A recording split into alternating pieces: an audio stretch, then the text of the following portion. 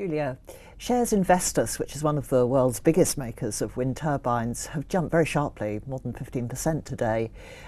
This was partly on their earnings release. What's the story there? So yeah, the biggest driver really was the improved guidance for free cash flow, which went up from about 200 million to up to 700 million, so between 500 and 700 million, so quite a significant jump. I mean, a lot of that was really to do with kind of better inventory management, and as a result that reduced their working capital requirements. Some of it's coming from earnings and some of it's coming from part of the cost cutting, which is a result of having another chief executive coming in about August. So it looks like some of those improvements are sort of starting to feed through. This is a company that's had a dreadfully rocky history, hasn't it? Is it now on a sort of fairly even keel?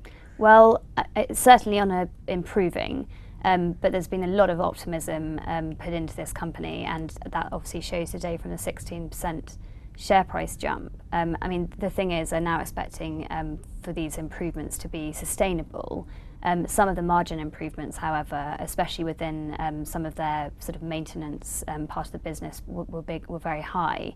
And so the question is whether they can really sustain that margin gain, really. And what's the general market like for wind turbines? They're always terribly problematic in terms of actual operational installation and the contracts that go with them.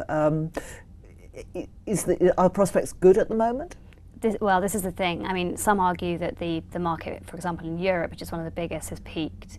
And then there's obviously ongoing debate in the US as to whether they're going to extend some of their tax credit support for the wind market. Some of the biggest markets and the biggest growth opportunities are obviously in emerging markets in places like China.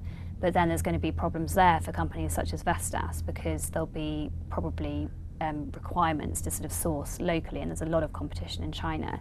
And obviously, because of the competition, there's also a lot of pressure on pricing. So the market is certainly not sort of where it used to be. So in short, an improvement, but not a situation where investors should be blown away. Thanks, Julia.